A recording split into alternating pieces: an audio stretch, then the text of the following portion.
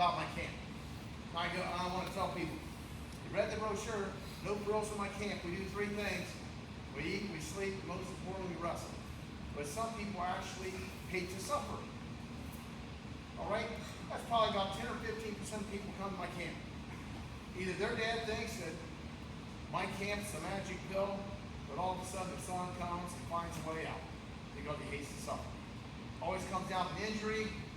Something sucked about my camp, the food, the water, whatever. The heat, I can't control that. All right?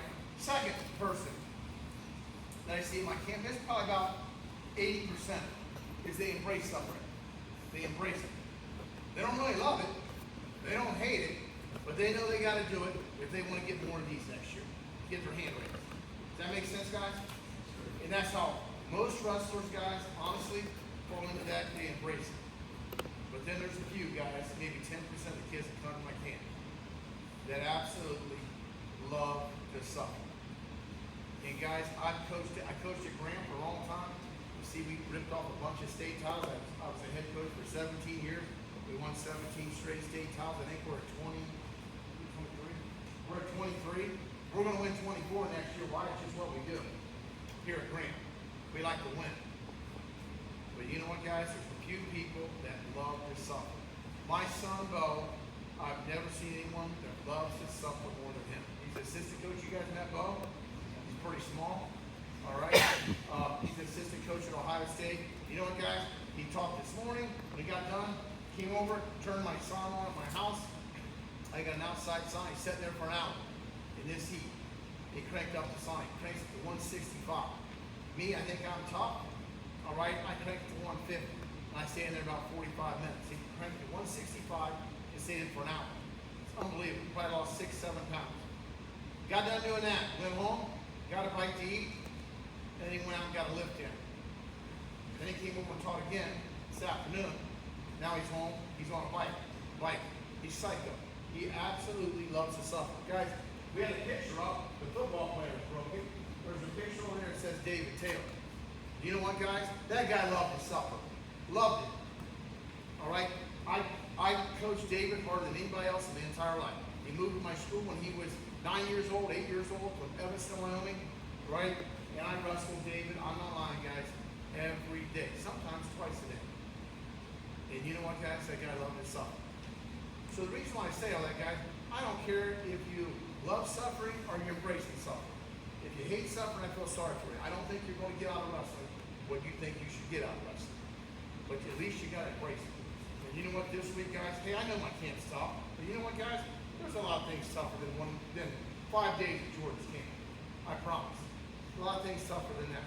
So all I'm asking is, guys, you know what Rocky said? Dad, my favorite group is the Graham High School. You're going to love those guys up there. All right, those are my favorite group. You know what, Dad? They don't go see the trainer every 5 minutes. They're not looking for an out. You know what? They go to war. I love it. You know what Mick said? Exact same thing. So Tuesday nights, like, I'd rather not be anyplace else than right here. That makes sense, guys? So tonight, we have a trainer, Angie. Where you at? Miss Angie. She's a real sweetie. She's been with me in my camps, I think, for the last 5 years. All right, she's great. And she actually sent her son to my camp. So she knows all about the camp. But, hey, if you want to see Miss Angie tonight, you got to see me first and tell me why. You guys with me? Also, just a couple simple rules. Number one, you got to go to the bathroom, ask me. I will let you go every time. But if I see somebody go to that bathroom, open that door, they don't ask me, 50 push-ups, automatic. First night of my camp at my office, 2 nights ago on Sunday night, I give those guys rules. So you guys understand, you got to ask me to go to the bathroom. And all of a sudden, guys, the kid gets up, takes off sprinting. Rips the bathroom door open, I hear him throwing up violently. All right, but he's out of shape. All right, right after that, another guy takes off running, runs the bathroom, I hear him throwing up violently. They came out, I walk over and I go, hey, you throw up, oh, I ate Chipotle right before I came, coach. Come right back up. The other guy had freaking McDonald's. And I go, you asked me to go to the bathroom? The coach, I threw up. So that's not the question I asked you. Did you ask me to go to the bathroom? No? All right, we got 50. You know? So all I'm saying, guys, I promise, if I say I'm gonna do something, I gotta do it, otherwise I'm a liar. I know you guys don't like liars, and I hate liars too. So, that, and also, we're gonna start out, we're gonna do a bunch of 2-minute goes. Not a bunch, start out a couple 2-minute goes. Then guys, I'm gonna do long matches tonight. We're gonna do 4, I might even throw a 6-minute match in. We don't spend a lot of time here at my camp, pretty much it's all here. The last day we do some stuff on top. We don't get through the bottom, but do me a favor, we do top bottom. Top guy, right guy. Bottom guy, get the heck out of there. Does that make sense, guys? When we do a 3-minute go, 2-minute go, you want to cut somebody, cut them. If not, when we're doing the matches, 2-2-2 or 2-1-1, right guy. And group 1, when you get done, get off the mat. Group 2, I want you jogging on the mat. It's amazing, guys. I ask people, hey, just do me a favor. My yell time, next group up, I want you jogging out. It's amazing. Everyone starts out jogging. First 2 or 3 goes, and all of a sudden they say screw it, they start walking. I know it's not much, guys, but here's the thing.